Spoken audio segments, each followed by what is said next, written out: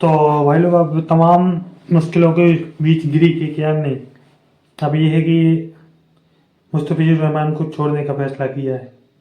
हालांकि कई दिनों से सोशल मीडिया और जो है न्यूज पे चल रहा था कि केकेआर या के द्वारा जो बांग्लादेशी प्लेयर मुस्तफिजुर रहमान खरीदा गया है तो उसको छोड़ दिया जाए।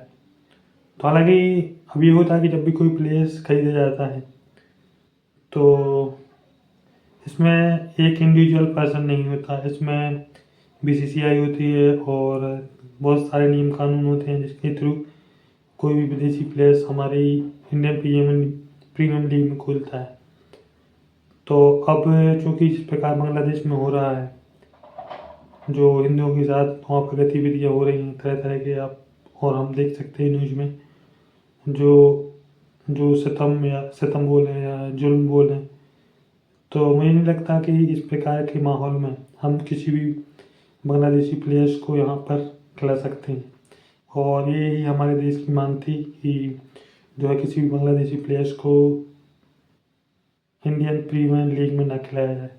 हालांकि बीसीसीआई ने सभी लोगों का सम्मान किया और अब ये कि मुस्तफिजुर रहमान को छोड़ने का फैसला किया और केकेआर को सख्त आदेश दिया है कि आपको जो मुस्तफिजुर रहमान को रिलीज़ करिए, और आज फाइनली रिलीज़ कर दिया गया है।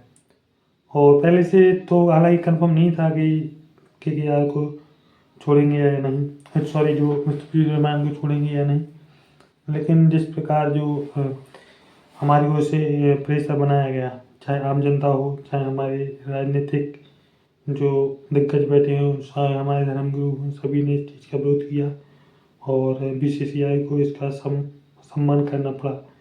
तो ये है कि बीसीसीआई ने सभी को मद्देनज़र रखते हुए सभी की भावनाओं को जो है समझते हुए इस फैसले का पालन किया और बीसीसीआई ने जो है मुस्तफिजुर रहमान को रिलीज़ करवाया। और अब ये है कि आने वाले टाइम में, क्योंकि अब बांग्लादेशी प्लेयर्स और पाकिस्तानी प्लेयर्स दोनों लगभग बैन हो चुके हैं, तो अब दोनों की मुश्किलें बढ़ गई हैं। वैसे भी पाकिस्तान की मुश्किलें तो पहले से बढ़ी हुई हैं और यहाँ पर अब बांग्लादेश की भी मुश्किलें बढ़ गई हैं। तो अब कहीं ना कहीं अब आने वाली जो सीरीज बांग्लादेश से होनी थी तो उसमें भी हमें अब जी प्रॉब्लम देखने को मिलेंगी कि कोई भी शायद हमारी कोई बायलैटरल सीरीज भी ना हो जो है बांग्लादेश के साथ, क्योंकि यार शायद एक प्रकार से ठीक भी है जिस प्रकार से वहाँ पर हम लोगों के खिलाफ जो प्रोपेगेंडा फैलाया जाता है और जिस प्रकार हम लोगों के खिलाफ और हिंदुओं के खिलाफ जिस प्रकार वहाँ पर जुल्म और सितम होता है, तो किसी भी देश के लिए शोभायमान नहीं है। और ये है कि शायद मैं इसलिए नहीं बोल रहा हूँ कि वो हिंदू हैं, ये शायद किसी भी धर्म या जाति के होते, चाहे हिंदू थे, मुस्लिम या क्रिश्चियन, किसी भी धर्म के होते, यदि किसी के साथ भी होता तो हम लोग कड़ी निंदा करते इसकी और हम पहले खड़े होते उनके लिए। लेकिन अब ये दुर्भाग्य की बात है बांग्लादेश के लिए कि इस प्रकार के माहौल में भी वहाँ की जो गवर्नमेंट है और जो वहाँ के प्लेयर्स है और किसी ने भी इस चीज़ पे आवाज़ नहीं उठाई। तो कहीं ना कहीं ये होना ही था, क्योंकि यदि कोई आवाज़ नहीं उठाएगा तो हम लोग तो हैं ही, तो हम लोगों ने आवाज़ उठाई और ये चीज़ें अब निकल कर आएंगी।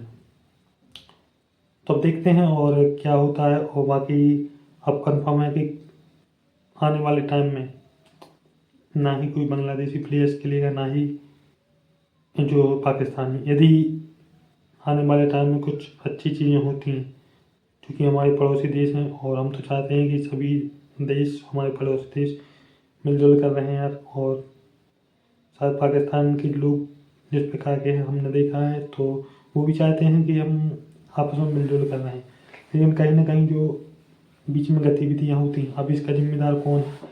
अब ये इतना बड़ा मैं गया था नहीं प्रख्यात हूँ कि बता सकूँ कौन है जिम्मेदार, लेकिन जो गतिविधियाँ होती हैं पाकिस्तान की ओर से तो कहीं ना कहीं ये निंदनीय है। और जिस प्रकार हम लोगों के खिलाफ भड़काया जाता है तो ये कहीं ना कहीं मान्य नहीं होगा।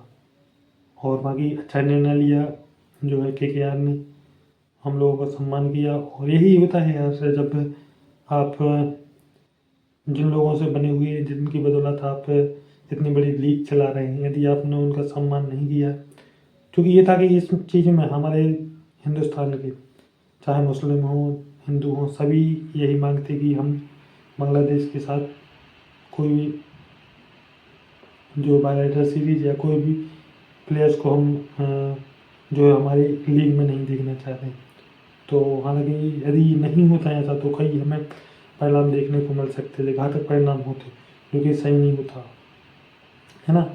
तो आगे अच्छा निर्णय है और अच्छा किया है। और हमारे जिन लोगों ने आवाज़ उठाई इस चीज़ के लिए उनका बहुत बहुत धन्यवाद। और उम्मीद करते हैं कि ऐसे ही जो उनके खिलाफ लोग आवाज़ उठाते रहें, जिससे कि आने वाले टाइम में कहीं ना कहीं उन चीज़ों को सुधारा जा सके।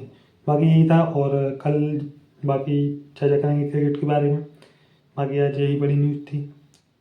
मिलते हैं नेक्स्ट वीडियो में। बाकी सब्सक्राइब करो यार भाई लोग, जब तक 1 लाख सब्सक्राइब नहीं करोगे मैं लाइव नहीं आने वाला। तो मिलते हैं नेक्स्ट वीडियो में। जय हिंद, वंदे मातरम, लव यू।